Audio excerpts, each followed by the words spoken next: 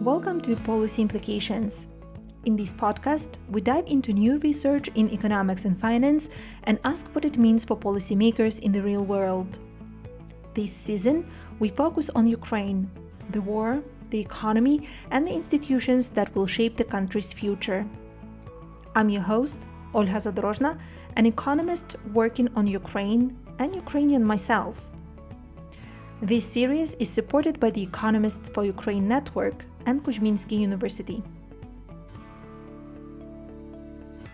Today we are talking about migration, politics, and one of the most sensitive questions in Europe right now.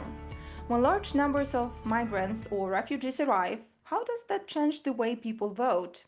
A lot of political debate assumes a simple answer. The common story is that more immigration means more support for nationalist or far-right parties. But the paper we're discussing today suggests the reality is more complicated. My guest today is Dariia Mykhailyshyna, an economist at the Kyiv School of Economics and a co-author of the paper Migration Shocks in Voting: Evidence from Ukrainian Migration to Poland. The paper looks at two large waves of Ukrainian migration to Poland, after Russia's aggression in 2014 and after the full-scale invasion in 2022, and asks how these shocks affected voting behavior in Poland. One of the most striking findings is that greater exposure to Ukrainian migration did not increase support for the far right, and in many places, it reduced it. Dariia, welcome to Policy Implications. Thank you for having me. Let's start with the broadest question. Across Europe, there is a very common political instinct that when immigration rises, voters become more hostile and more likely to support anti-immigration and far-right parties. Your paper studies Poland, which is a particularly interesting case because it experienced two very large and unexpected, I would say, inflows of Ukrainians within a relatively short period. At the most general level, what question were you trying to answer in this paper, and why is Poland such a useful case for understanding the political effects of migration? So the basic question we tried to answer was how do locals react to the large migration waves, and specifically in terms of political behavior and their voting behavior.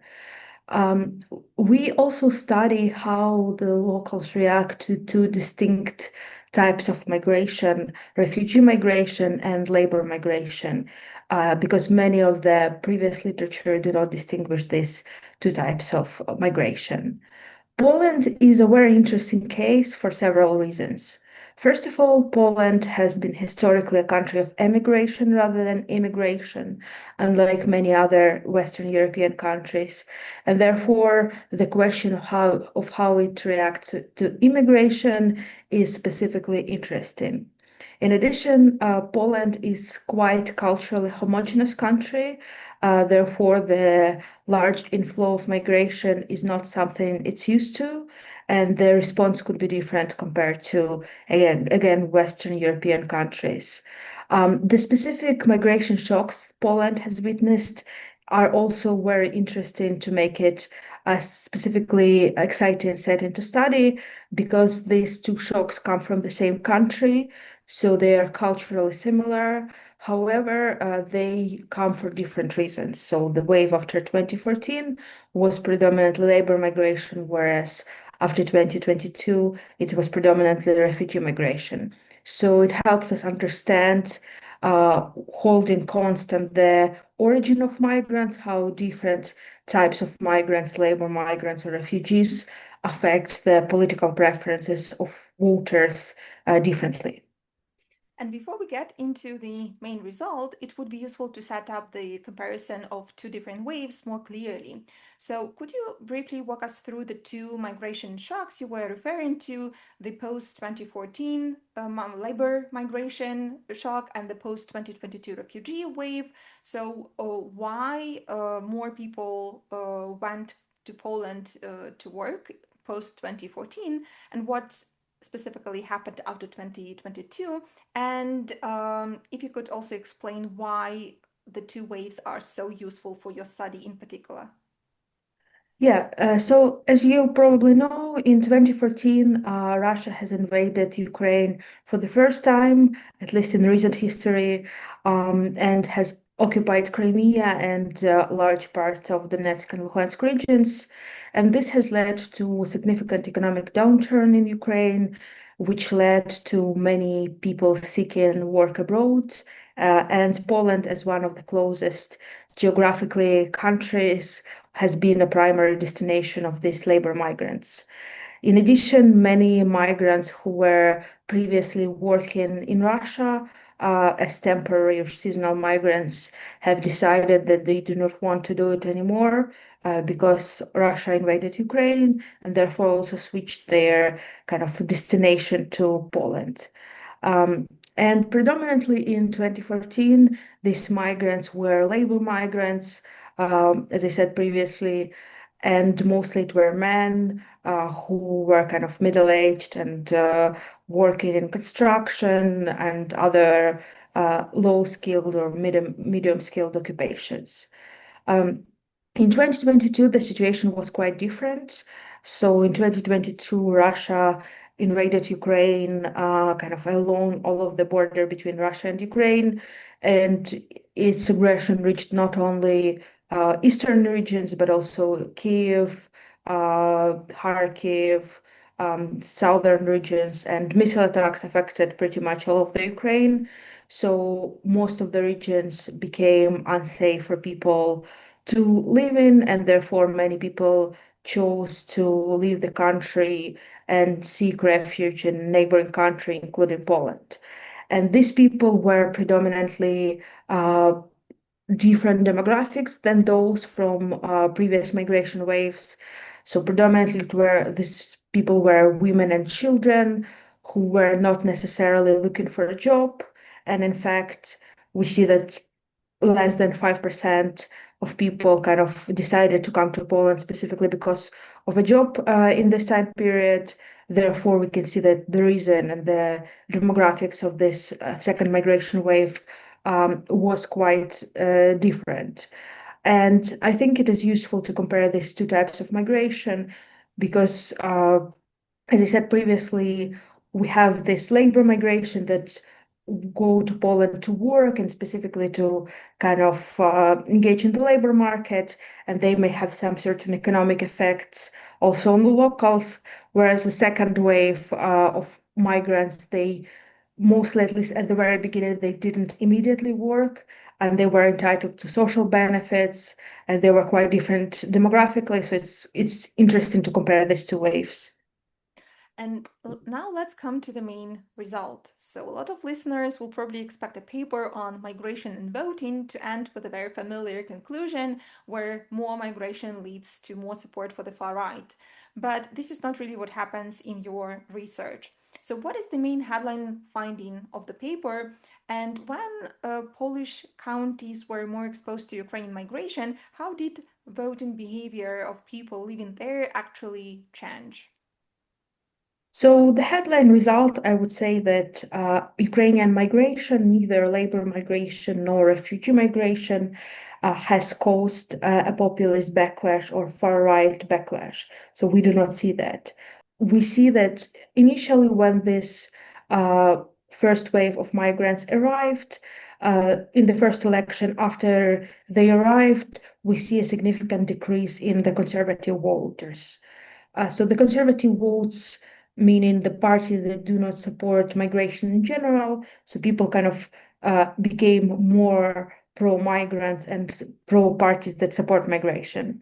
And we interpret it as people realizing that refugees, or sorry, that labor migrants actually cause positive effect on the Polish economy, and specifically when they work in Poland, they are complementary to the native Polish workers. So they work in different industries. They do not actually take Polish jobs, but they work in the positions maybe that Poles wouldn't be able to work in or do not want to work in.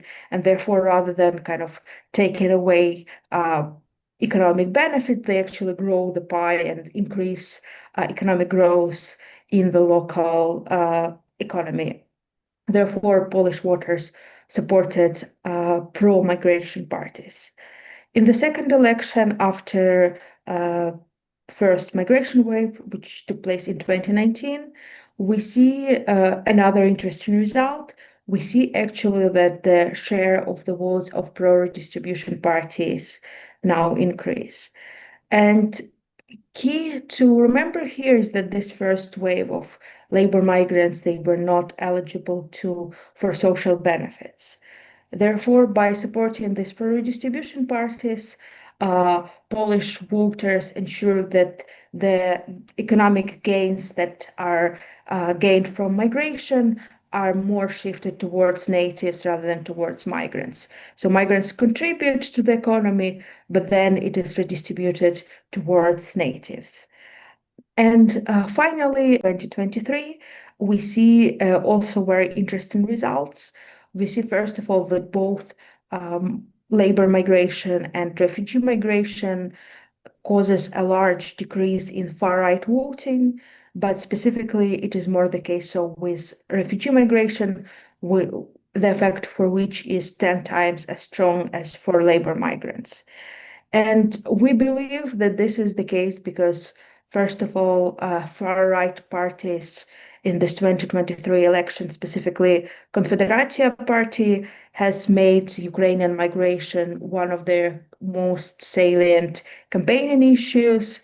So they campaigned against supporting Ukraine in general and also Ukrainian refugees specifically, and therefore, kind of in the regions where there were more Ukrainian refugees, the locals could meet them in person, could speak to them in person, and they understood that this Confederatia's rhetoric was not actually telling them the full truth and that maybe Ukrainian refugees are not so bad and maybe they shouldn't vote for the party that opposes them. Um, so this is both the case for labor migrants and refugees, but for refugees it was specifically more strong because refugees were seen as this group that is especially vulnerable, that escapes the war, and that needs more support maybe at this moment.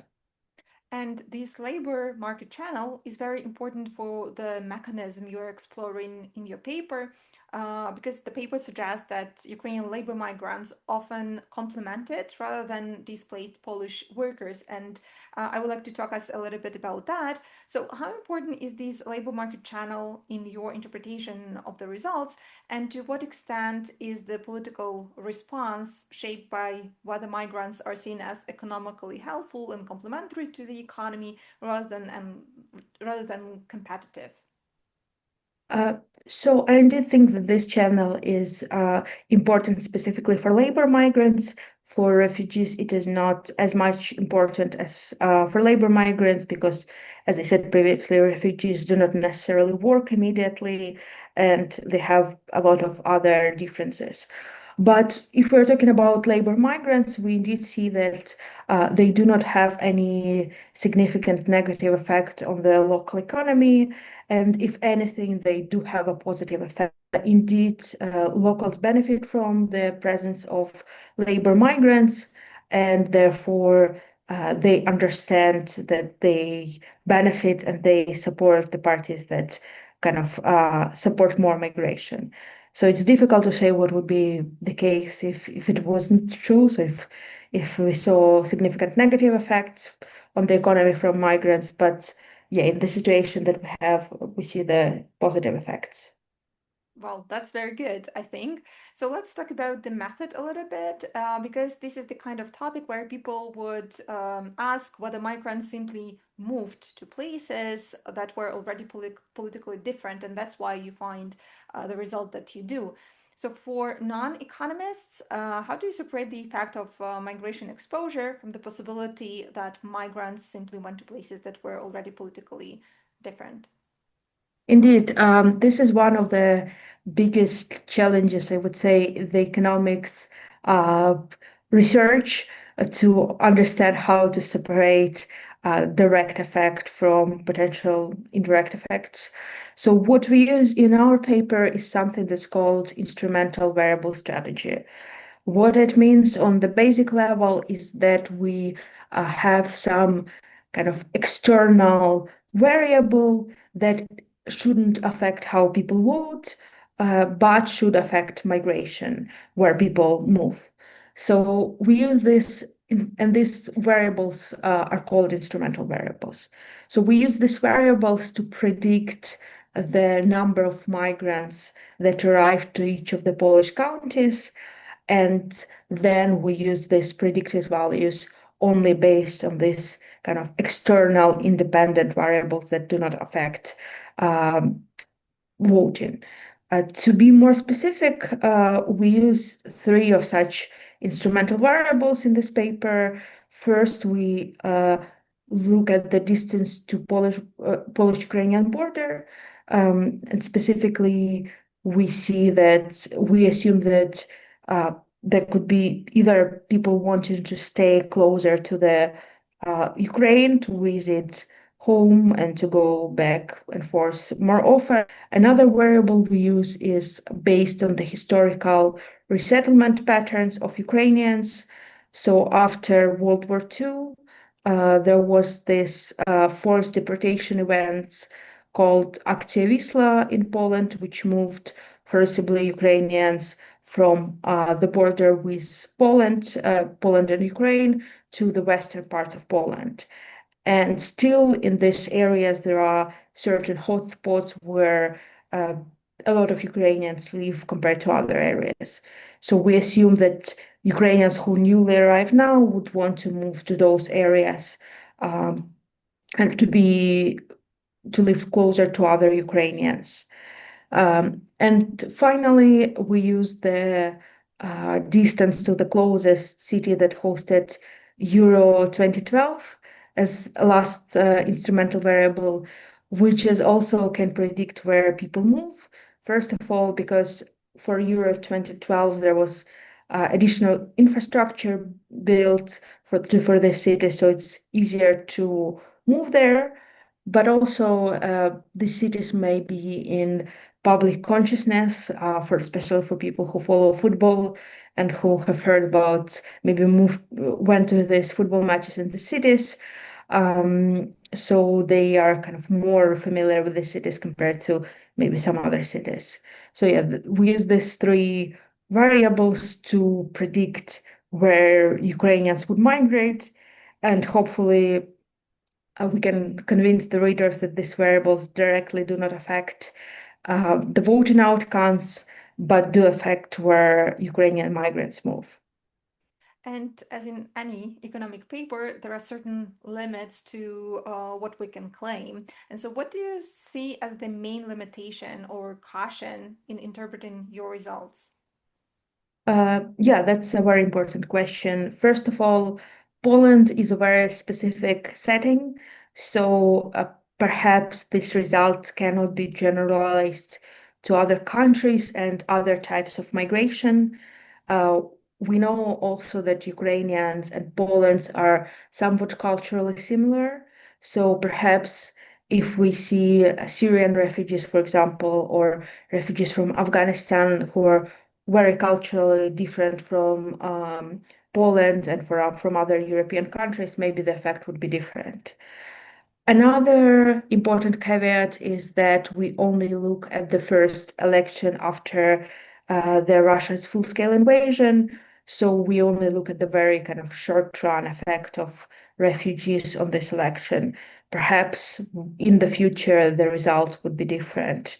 And it's interesting for us in future, for some other people perhaps, to look at the kind of long run effects of refugees on the other elections. So yeah, I would say this is the most important limitations. So, let's finish with a policy question. What is the biggest policy lesson from this research for Poland and also for other European countries dealing with large scale migration and refugees right now? So I would say that first of all, that these countries should not be afraid to admit migrants and refugees because they do not necessarily lead to negative outcomes, either in the labor market or in the economy in general. As we see with Ukrainian migrants in Poland, they actually positively affect the economy.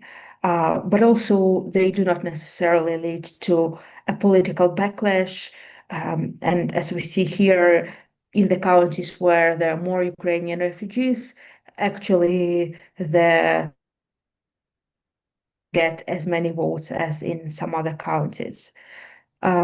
Another important lesson, though, is how to integrate refugees and labor migrants to a local economy and to the local uh, society in general, because, as I said previously, since Ukrainians and Polish people are quite close culturally and economically and in other dimensions, maybe the effect of other types of migrations would be different. Therefore, maybe the work that should be done on the integration of other types of migrants has to be more intensive to achieve the same results. This was a really important conversation. Thank you, Daria, for your words, for your research, for these thoughts that you shared with us. And this conversation is important because it also reminds us that migration politics is not as simple as many headlines may suggest, and exposure doesn't automatically produce hostility from the locals towards the migrants. And in your paper, the effects depend on the type of migration, the labor market conditions, and the way politicians try to frame this issue. So, Daria, thank you very much for joining me today and for this very important conversation. Thank you. This has been Policy Implications. If you enjoyed this episode, please subscribe and stay tuned for more conversations on Ukraine's economy, institutions, and the challenges of reconstruction. I also encourage you to donate to support Ukraine. You'll find information on trusted ways to do so in the episode description.